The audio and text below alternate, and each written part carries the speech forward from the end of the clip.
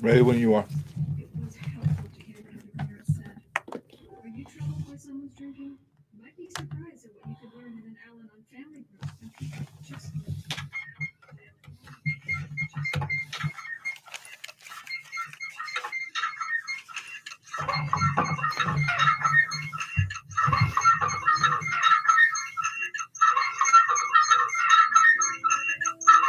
Ready. What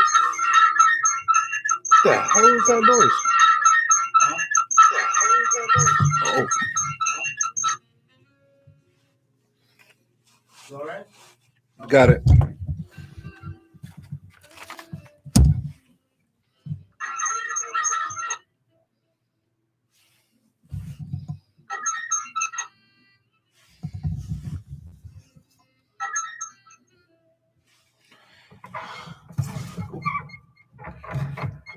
All right.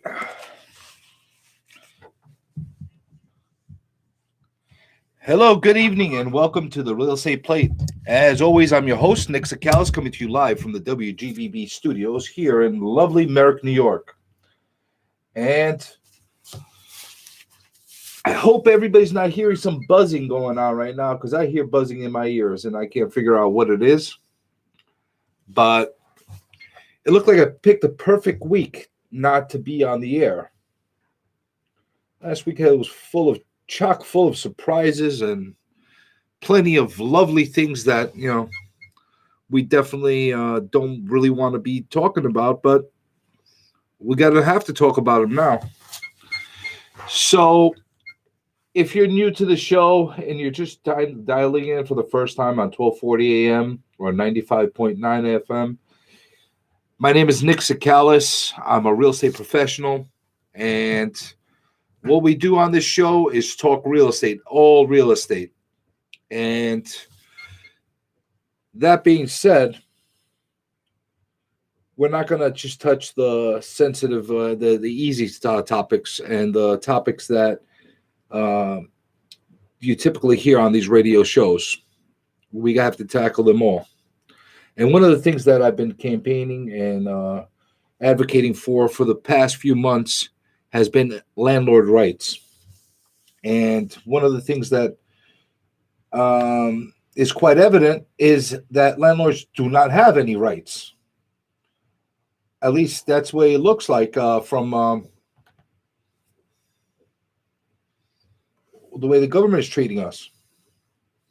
And when I say us, it's because not only am I a real estate professional that sells, leases, real estate. For everybody looking and watching on YouTube right now, that was Trevor right behind me. I don't think your mic working too good, Nick. I think there's a problem with the mics, and I hope that's not the case. Try that other one. All right, let's try this again. Hello. Hello, hello. Can you hear me? Can everybody hear me? Can you hear me? Go on. Go again. Test 1, test 2. We're good? I hear you. You hear me? Go ahead. All right. If you hear me, then maybe somebody else could hear me too. If you hear me, then maybe somebody. All right. So at least I just tested for the interference. And again, we're good. I heard you. Yeah. And you can hear me, right? I can't hear you, Nick. You can't? No, I can hear you. Go ahead. You can't hear me? No, I can hear you. All right. All right. At least we got some audio issues taken care of right now. So it's always something. If people want to take their hands off of the equipment around here, if they fix it, they work it. I don't get it. You want to hear something crazy right now? Yeah. I can't log into the stream with Facebook. What happened? I got a full stream going on YouTube right now, but for some reason, Facebook doesn't want to. Let you on. Yeah. Isn't that interesting, right? Yeah, man. You know what it did to me. It's quite interesting. I'm finding that very, I was willing to actually chalk it up to somebody like there being some kind of technical issue, internet issue, something to that effect. The other time where we had our stream cut abruptly about 12, 14 minutes into the feed. But for some reason, I don't know.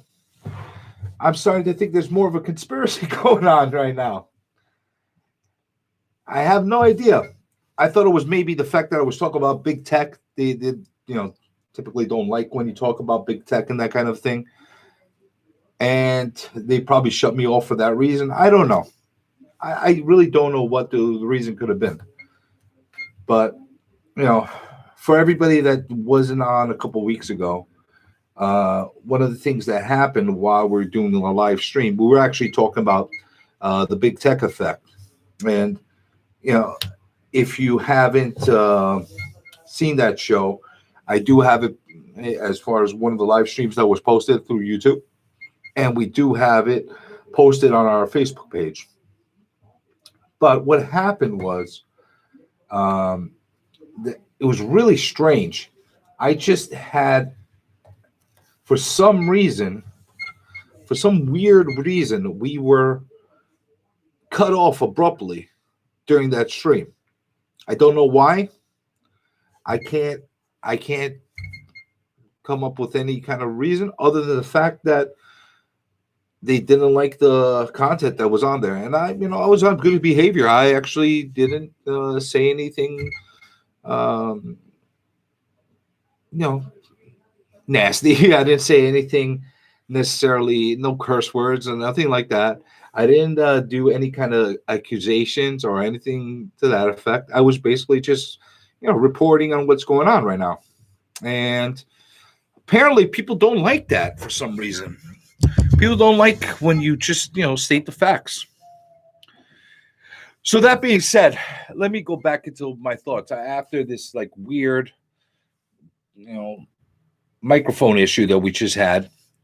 Let me go back into where my premise and my thoughts were right now, as far as my position on landlord rights and advocating for housing providers, because landlords are housing providers, a fair approach, because they have not gotten a fair approach. And I'm you see me right now, I'm kind of on edge. I'm kind of annoyed because last week, it's become almost routine right now with these situations. Last week, I had one of these tenants that refused to sign the declaration, and they kind of saw the writing on the wall that once this eviction moratorium is over, who knows when it's going to be over? Because here in New York, we're tied to it until May. But they kind of saw the writing on the wall and said, "You know what, Nick? I'm going to give you the keys back. Take your apartment, and good luck chasing me," basically. This guy, this one was about $12,000 that he swallowed in back rents. Who's going to give me that money back? Nobody, I guarantee you. In the meantime, I had to take the brunt of taking the cost of all the expenses of keeping this person in that unit, in a safe, secure unit, heated, hot water, electric, gas was coming in there.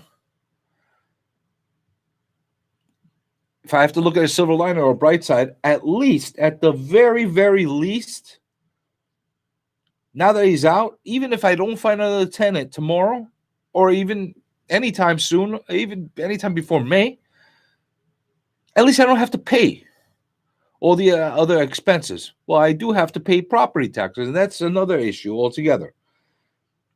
And I'm going to get into that right now. So, ever since I started to vocally speak about these issues with housing, with landlords, with the lack of justice that housing providers are seeing, I've been getting an outpour of people just reaching out to me, telling me about their situations, telling me about what they're dealing with And some of these situations are so sad. I've read some of them in the past shows, and it's heartbreaking. It's heartbreaking, even if I wasn't in the same boat myself. As a human being, just listening to what some of these people are going through right now, you can't stop but pause and say, what's going on right now? For all those that don't know what this eviction moratorium means, it's a blanket moratorium over the ability to evict any tenant, in our case here in New York, for any reason whatsoever.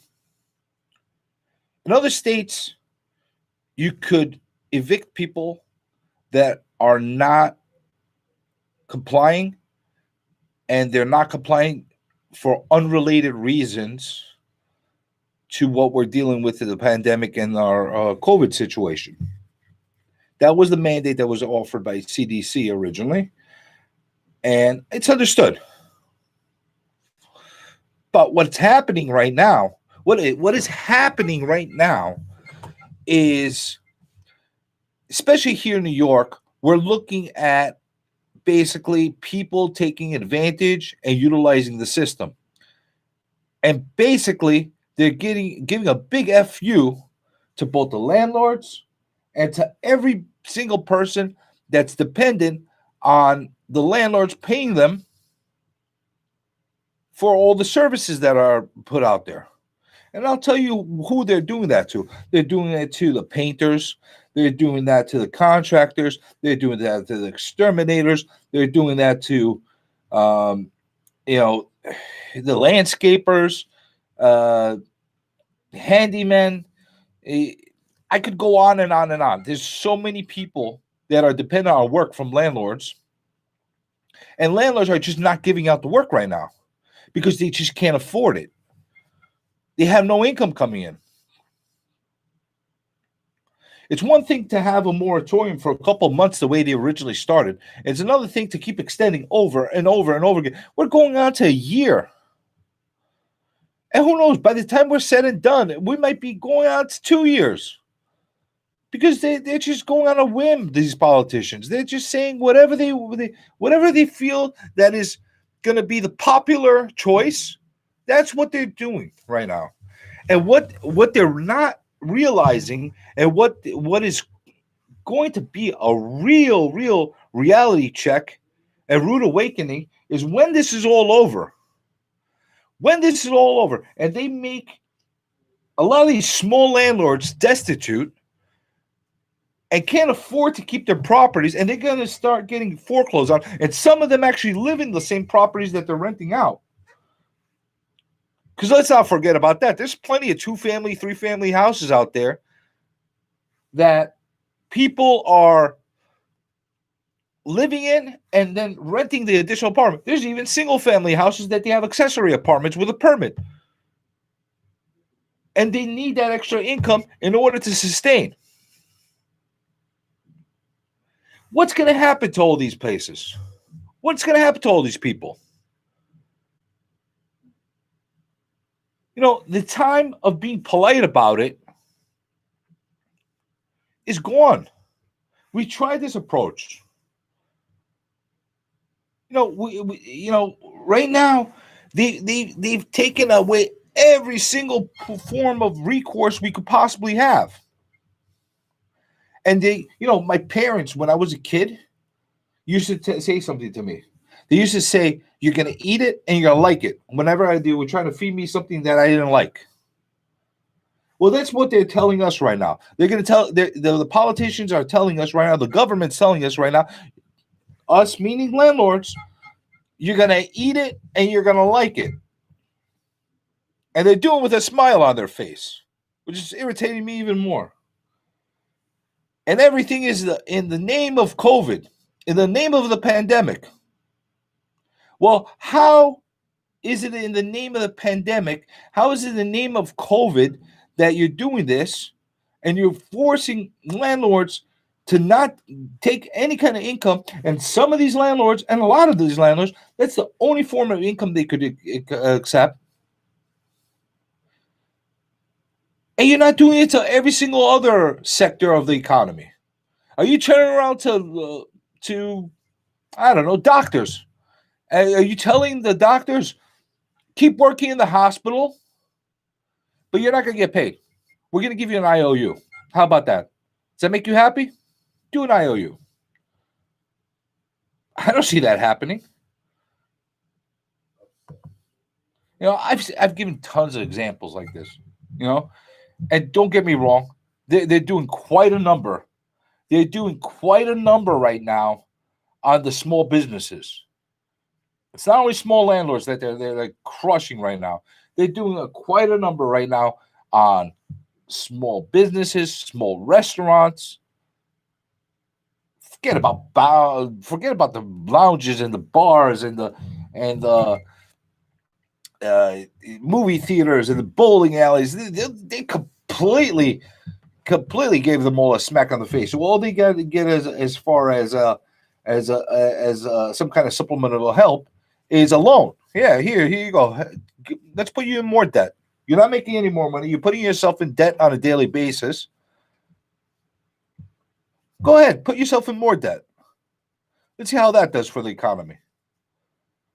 So my point is, I'm getting a lot of feedback. I'm getting a lot of calls from landlords, small landlords, big landlords, property managers, telling me about their cases, telling me about what's going on. And let me just pause for a second and let everybody know.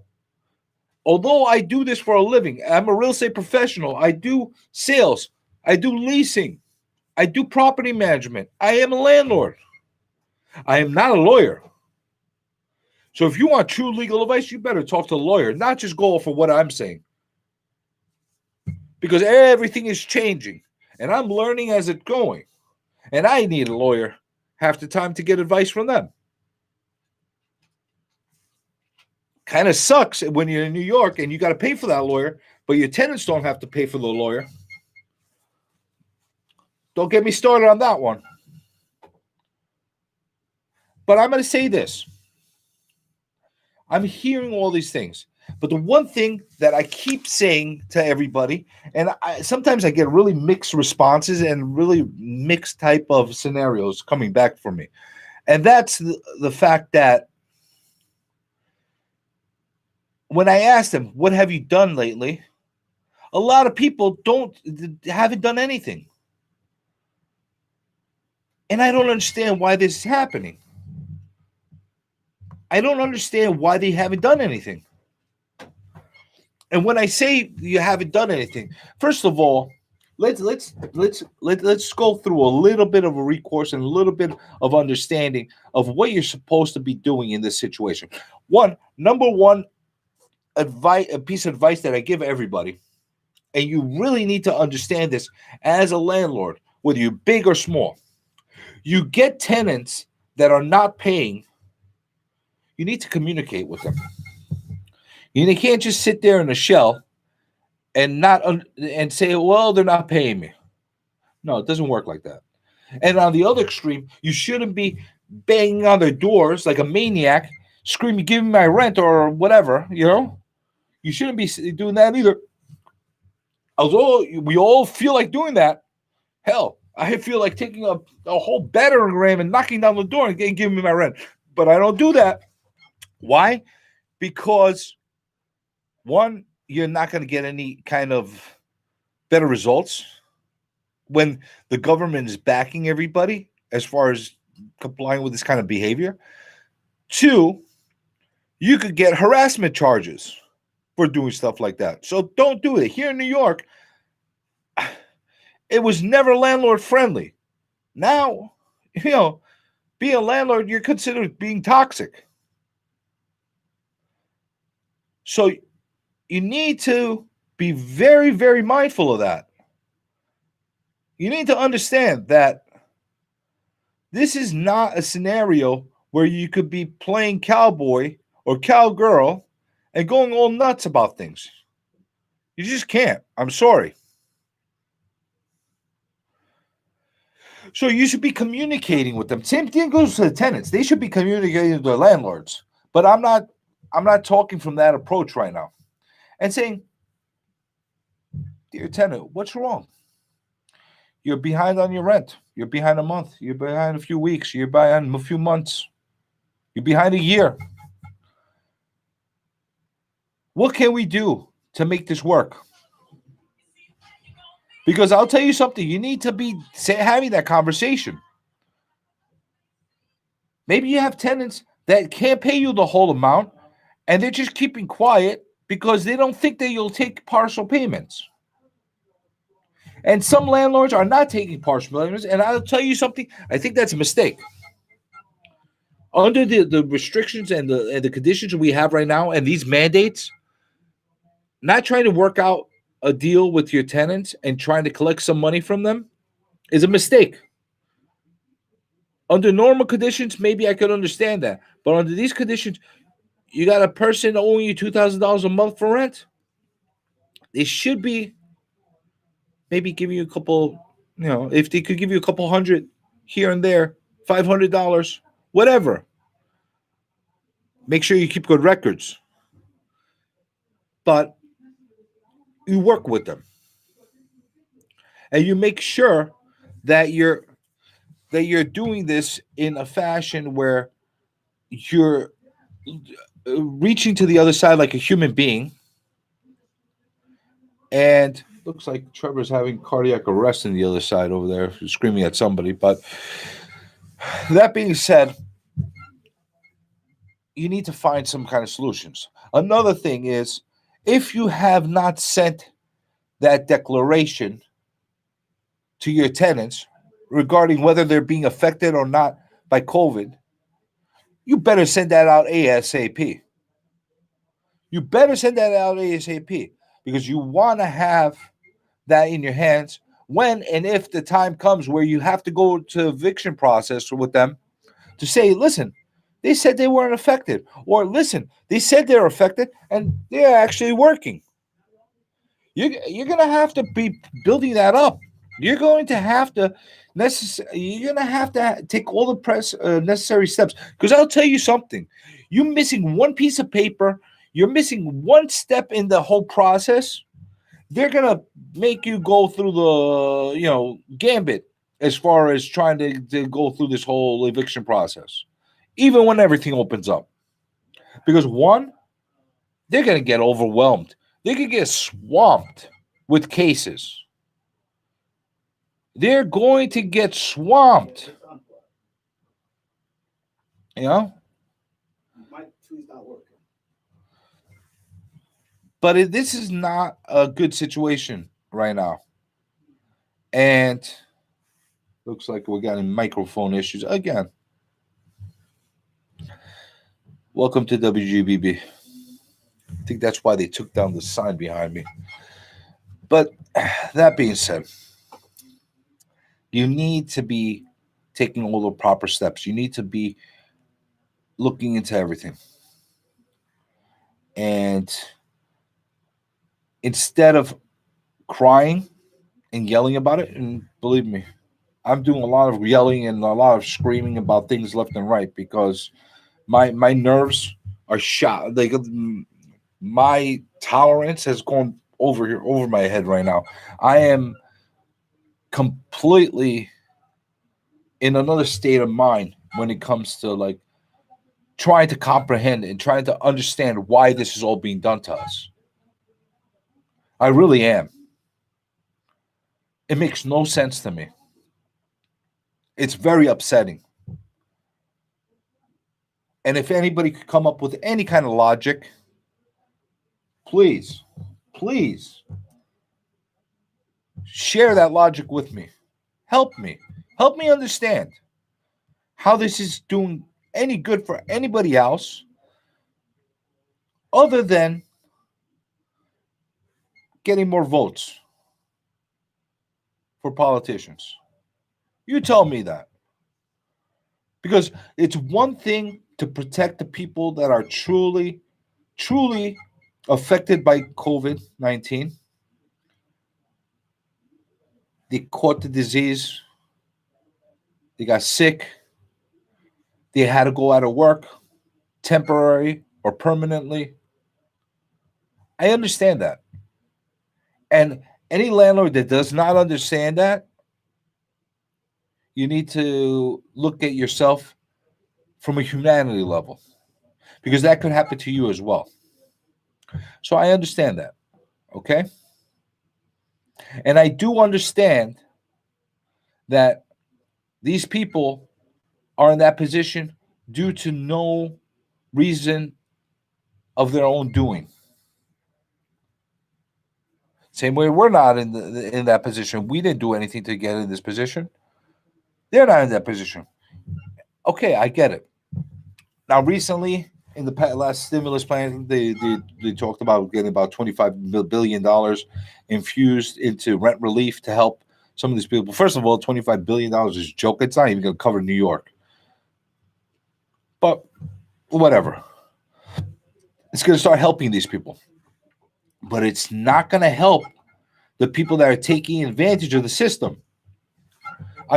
I'm telling you guys that these people that are manipulating and taking advantage of the system are, one, hurting the landlords directly, but two, they're getting away scot-free right now with no recourse. And I'm going to be very, very clear to you, and I'm going to give everybody a theory. Oh, theory, crystal ball. I'm going to tell the future.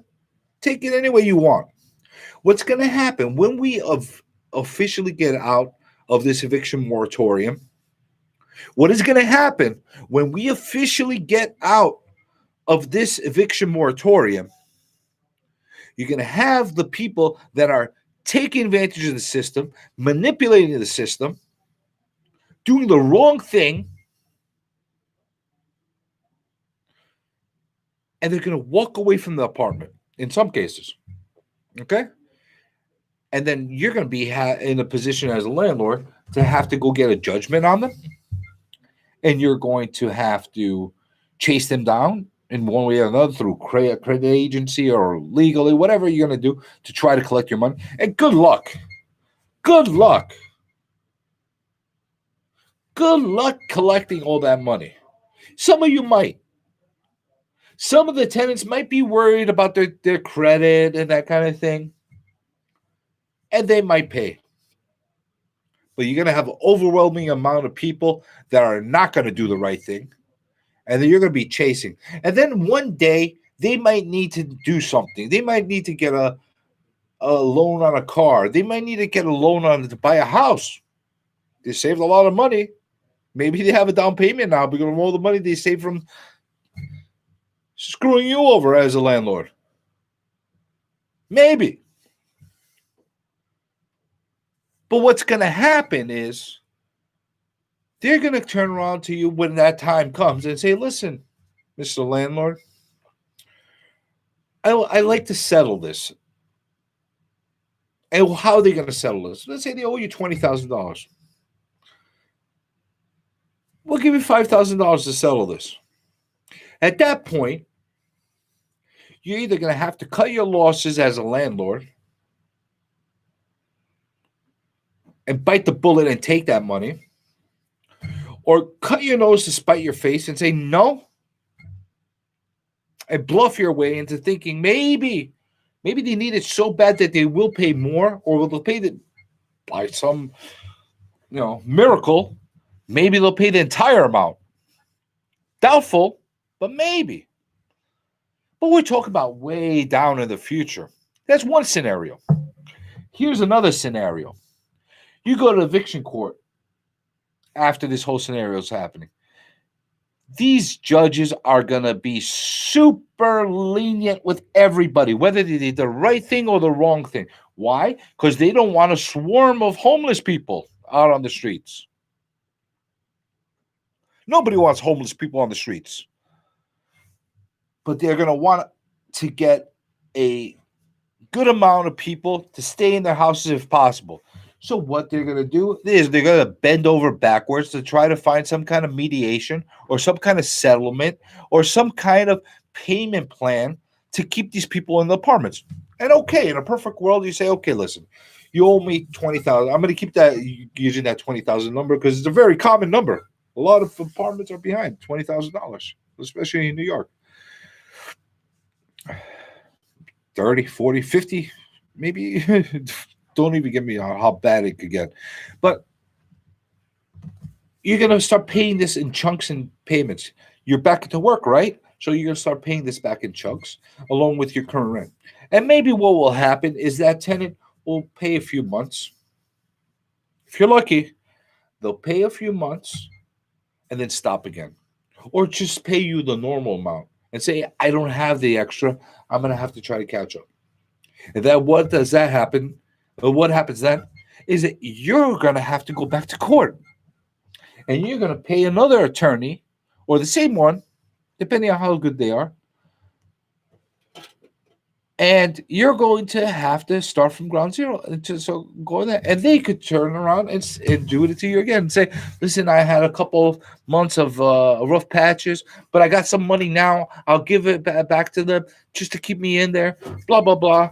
Whatever the case is, they're going to give you a whole scenario. They're going to give you a whole sob story. And what's going to happen is that judge is going to say, listen, you got some money. They're going to give it to you. You got to keep them in the place. And what you can say is, okay. That's what's going to happen. You're going to say, okay, I have no choice. Because you don't have any choice. And this is ridiculous. Absolutely ridiculous. This can't continue. I'm sorry. We can't keep going down this route. You want another scenario that could happen after? Here's another one. How many people out there have undocumented tenants in your apartments? Now, people that are listening across the country are going to say, well, as a landlord, it's your fault for putting undocumented tenants in your apartments. Actually, it's not. Here in New York, undocumented residents, or whatever you want to call them, are protected. So if the person doesn't have a green card, or if the person doesn't have a social security number, doesn't matter. You have to take them in if they can show you an ability to be able to pay. So what happens when they move out? How are you going to attract them? You can't even get a judgment against them because you don't know who they are. If they give you the right kind, right documentation to start with, or names, or whatever. You think that's crazy what I'm saying? It's not crazy. It's absolutely true. And it's insane. But this is what we're dealing with here in New York. So what's going to happen to all your landlords will come end of eviction moratorium? What's going to happen is you're going to have to go on an uphill battle. You're going to be rolling that big boulder up in the sky. And who knows how you'll be able to actually get to the top. If you ever get to the top and that boulder doesn't come back and crush you. Now, I'm not talking right now in a way to get people upset. I'm talking from terms of reality and facts. These are the truths that are out there. But nobody, for some reason, is really highlighting this. And I called out other YouTubers that are basing their channels on real estate in the past to talk about this more. And some of them are, but the big boys, the big channels, they're not. And I'm sorry if I'm being discriminatory to the women. So the big boys and the big girls. And to everybody that's another, to the big others. Why aren't you talking about this more? You're sitting and giving training courses to people about real estate. You're sitting here and telling people about what you should do to get ahead. And REI. And be financially responsible, whatever the case. And you got a whole crisis situation that's right in front of you, and you're not talking about it. Well, in my opinion, you're not doing the right thing. You're just not. Yeah, I could be self-serving too, and I could continue to be saying, you know what, we'll get by, whatever the case is, and I could say to everybody, you know what, don't forget, I'm a real estate agent as well, and I sell properties. I could turn around and say, you know what, sorry for your mistakes, but do you want to sell? Because there's a lot of vultures out there that are buying up properties pennies on the dollar and taking advantage of people's situations, and they're buying. But I'm not doing that because I don't like blood money. I don't like to work on misery of others. I just don't like that. Everybody knows that I do short sales, but in the function of doing a short sale, I'm helping that person that's in default, trying to get themselves out of the red. And that's only when they approach me. I'm not going to them. And I do sell REOs for foreclosures, but that's only after the bank has absorbed the property. I'm not the one that's going in chasing those type of properties down. But these people are the vultures, and they're hovering around, and they're sitting and they're looking for blood on the streets, and then there's sharks sniffing it out, and they're going to take a bite out of every single person they see. That's not a way to do business. It's not. Does it happen? Is it happening? Absolutely. I just don't like operating like that. And if you're a person that's on YouTube that has 1.5 million subscribers, 500,000 subscribers, and you're advocating for real estate and talking about strategies, talk about this. Some of you guys are talking about PPP, EIDL, and stuff like that. That's great. You talk about that. But don't ignore this eviction moratorium. It's so critical in our industry. It really is. No, like I said, I'm getting animated. I'm getting excited about this because I really have a passion for this, and I believe in what I'm saying. Once more, these are all my opinions. If you need legal advice, go to a lawyer.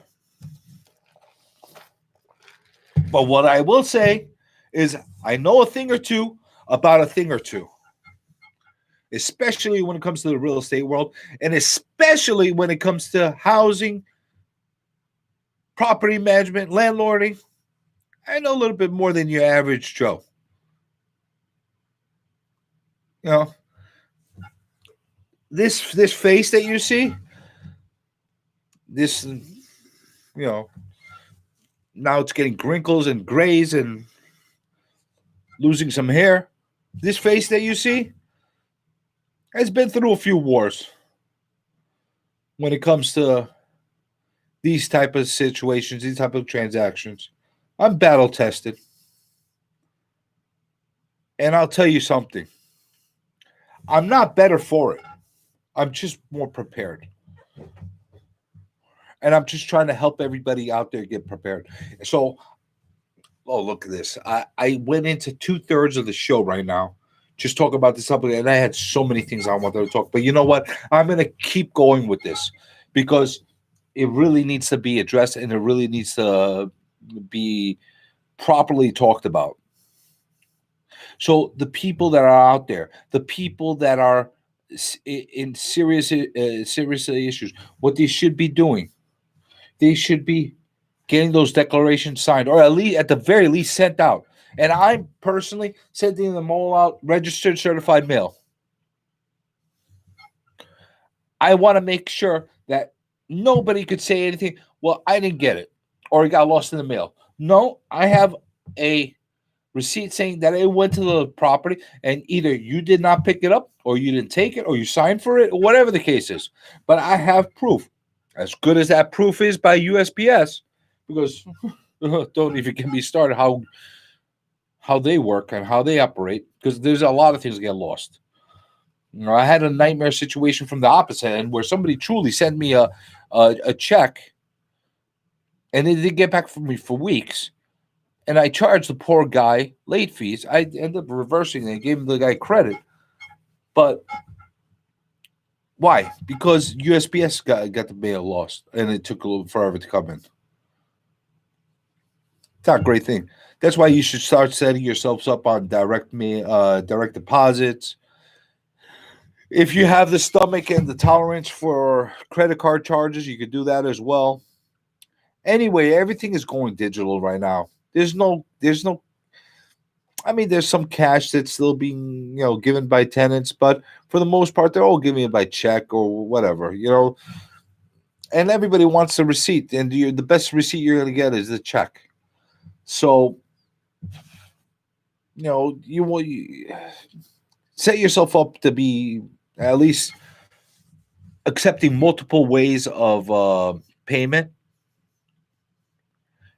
Give everybody the opportunity to be able to work out a deal with you, to be able to at least do a payment plan or some kind of remedy to be able to work with you in the best way possible. I also recommend that if you have a tenant that approaches you about doing work in an apartment or in the building to try to pay off some of their debt, don't take them up on that option. I mean, everybody can do everything you can, everything you want. It's your prerogative. But I will say that it doesn't necessarily work out the best way in most of the time. First of all, you don't know if the quality of the work that you're going to receive is going to be top notch, or at the very minimum, whether it's going to be acceptable for what you would have paid for doing. The other thing is, I've had in my experience where people said, "Yeah, I'll work it off. I'll paint the halls. I'll do this. I'll clean out the garden. I'll do whatever the case is. If you could, knock up a couple $100 off the rent or whatever the case is." And what ends up happening is they don't do it. Or they say, "I'm going to do it next week." And they do it next week. This, "I'm going to do it next week" thing. This is not something that, is uncommon. They're just looking ways to, get out of doing whatever they want to do. There's been situations where people do the right thing and actually help out the situation. But I'd be very cautious, landlords. I'd be very, very cautious. It's not necessarily something that I'm comfortable doing anymore. I've got burned multiple times in my young career of doing stuff like that, trying to give somebody a break for something like that, saying, "All right, pay your apartment and, I'll take some money off," or whatever the case is. It doesn't work out. It doesn't work out. So be careful, because I've had multiple people say that they did that. The other thing is, and depending on the level and the difficulty of the work, you might have other issues that are coming up. I said don't necessarily look to have people do work in apartments because you don't know what the quality of work is or if they'll actually do it or not. But what I will also say is, if you tell them to do something like a plumbing job or electric job, you could actually cause more damage and bring yourself high liabilities. Don't forget, who's insuring them for doing the work? Even if they're doing something as elementary as painting a wall and they decide to go on a little ladder, a step stool, whatever, to go and paint the top, and that person, knock on wood, falls over and gets hurt, who's liable? You're the one that authorized them to paint. Now, you might win this in court. You may not win it in court. Again, I'm not a lawyer. I'm not a judge. I don't know how this is going to go. But if that person falls down, they could sue you. Win or lose, they could sue you. And guess what happens then? You got issues. One, you're going to pay a lawyer. Maybe your insurance will cover you. Maybe they won't cover you. But you're going to have problems. I promise you, you're going to have big, big problems. You don't believe me? Try it. I'm going to give everybody a piece of advice. And now this piece of advice doesn't necessarily help everybody. Now, everybody has all type of different economic situations, and not everybody can afford to do this. But what I strongly advise every landlord out there, big and small, if you do have the financial ability to be able to do this, and you know what, you might be able to, be able to work out one of these PPP loans or one of these EIDL grants into being able to make this improvement to the place. I don't know. You'd have to talk to your accountant or your lawyers about that. But what I would do, if you haven't done this already, put cameras up everywhere. I'm doing that in every single property I'm involved with, one by one. And every single spot I can get a camera in, I will have a camera in there. Whether it's the halls, whether it's the roof, whether it's the backyard, whether it's the front yard, whether it's the main entrance, I'm putting cameras anywhere I possibly can legally. And why am I doing this? I need proof of everything that happens in the building. I'm done taking people's words over the other. Somebody tells me, well, the super doesn't clean. Well, you know what? I got cameras. I see if they're cleaning or not. Well, the door's broken. Well, I got a camera to tell me you just broke the door. Well, people are going up on the roofs. I just got a camera that showed me that you went on the roof. And you just caused a leak. I'm telling you, the cameras are absolutely necessary. And I know that everybody doesn't have Wi-Fi access to be able to have them connected to seeing them directly. If you have the ability to put a Wi-Fi connection there, even if it means you have to pay for a service to have it there, do it. And you could be able to see everything from your phone, from your computer, and be able to monitor everything. And believe me, with all these upcoming eviction cases and all the lies that are going to be thrown left and forward, he did this, he did that, whatever the case is, you get, those cameras are going to be your savior in many cases. I strongly suggest you don't have to go super high tech. You don't have to put $50,000 surveillance systems in, $100,000 surveillance systems. No, you don't have to do that. Even if it means just putting a couple of cameras, spending a couple $1,000s to do it. Yeah, I'm making it sound like it's moderate and it's little money. And I know it's a lot of money for a lot of people that might not have a couple $100s to invest in their property at this moment. But when you do get that money and you are able to put yourself in the position to be able to make that upgrade, do it. And if you're in that position right now to be able to do that, do it. That's the one piece of advice that I'll give you that I promise you down the line, you're going to come back and say, Nick, you were right. If you were against it or if you're hesitant to that, I don't know. A lot of people are, they're kind of weird about things like that. They're like, why am I going to spend the money? Or I don't want to have surveillance system, or I don't have this. Do it. Believe me, you will benefit from it. So before we get to the end of the show, I just wanted to say a couple more things. There's a few petitions, a few letters that are being circulated through our groups on Facebook and other social media platforms regarding upcoming rallies that are going to be happening, protests for landlords, a group effort to be able to write your politicians. Get involved. If you don't want to get involved on any other level, at the very least, go and sign these letters. Go and do something with them.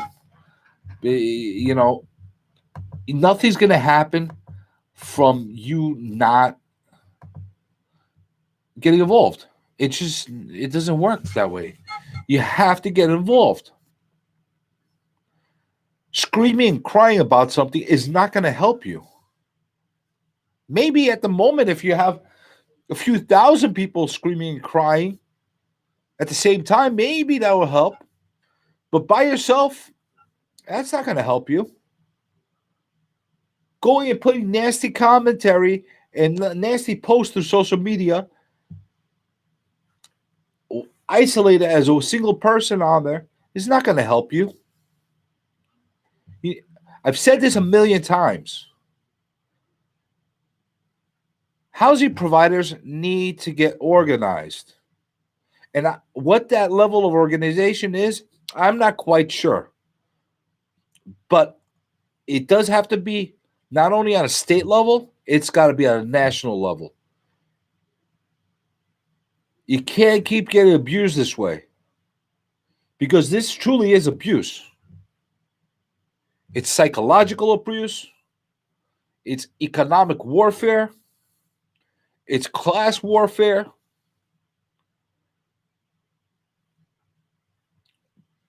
Not mincing words. I'm just saying it the way it is. You know what's even worse? It's perceived class warfare. Because there's a lot of landlords out there that are in worse economic condition and have worse financials than many of their own tenants. You don't believe me? I bet you if you take a good look into a lot of those apartment buildings in the city and the type of income that a lot of those tenants are making, they're doing quite all right. And some of them are just taking advantage of the system. They just refuse to pay. Not cool. It's not cool. It's not right. It's absolutely heart-wrenching that people right now are suffering, not because of the pandemic, not because they got sick, not because of their own fault. Maybe they got over-levered. Maybe they decided, hey, I want to be the next Trump. I want to be the next Bloomberg. I want to be the next this. I want to be the next that. Then I'm going to buy everything and completely swore myself in debt. No. Some of the people that's happening to. And those, sorry guys, there's nothing I can do to help you. But many of the people have like a normal loan on the property. They have a budget to pay for their expenses. They have a set amount of savings to be able to cover emergency costs. Maybe they have 6-12 months worth of costs. Maybe they have 18 months worth of costs. But they're also depending on being able to receive that income to keep supplementing and not being behind. So they have that. But they're being told you can't collect. And not only you can't collect, you have to keep paying the expenses, and you can't evict the people. And again, I'm going to state this one last time. If it was only people that were COVID related and they were unemployed because of these reasons, I could understand it. We'll find a way. We'll make it work. But it's an overwhelming amount of people that are not in that position. They're just not. And it's sad that the system is being manipulated. People are truly, they're being put into the ground and stomped on. And I'm sorry I'm saying it this way. I'm sorry if I'm being overwhelmingly blunt today. I'm sorry if I'm being a little too animated. I don't mean to be that. I don't mean to get people upset. But I'm upset. And I'm just voicing the truth out there. Landlords, please take everything I said to heart. Do everything you can to protect yourselves. I'm getting booted off right now by Trevor. Do I even have a microphone right now? Am I being heard on 1240 and 95.9? I hope so, because I'm going to hear the replay, and then I'm going to get really annoyed if it's not on there. But that being said, I'm being booted off the radio, and not because of Twitter or anything like that. It's because Trevor wants to get me off the radio because my hour's over, and I actually went over an hour and 39 seconds. So have a great week, everyone. God bless. Make lots of money in real estate. Protect your assets. And I'll be with you again next Monday the same way I'm every week, 6 to 7 p.m. with the Real Estate Plate. Have a great week.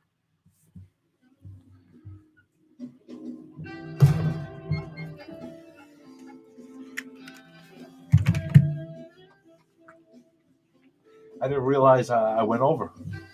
This is WGBB AM 1240 and W240 GFFM 95.9 Freeport, New York. The following show is an It's funny, I didn't even get into half the stuff I wanted to.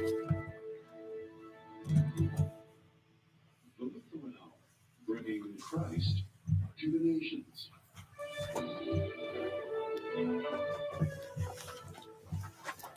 What's the deal with the sign?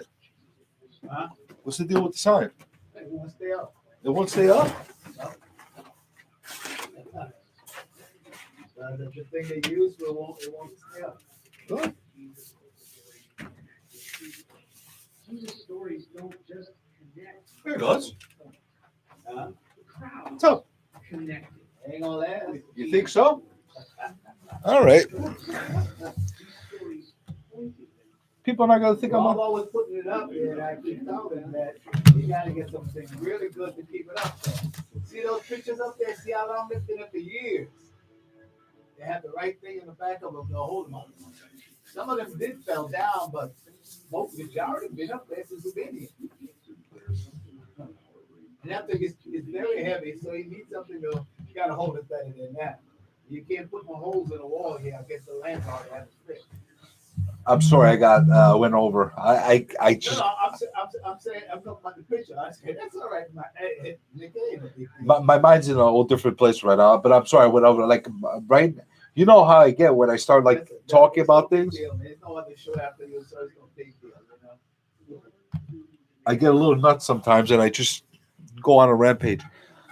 And that being said, YouTube people, I am signing off. Actually, let's see. Do I have to sign off or yeah? Let's see what happens.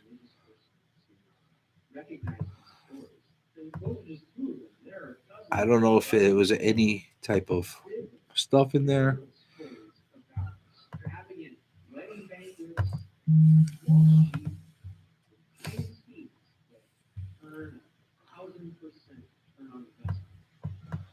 These stories have been speaking to people for generations. Sort of like how Pixar has spoken to this generation. Movies like Toy Story, Finding Nemo. These stories, the ones Hello? that have been mentioned, they've been I just did.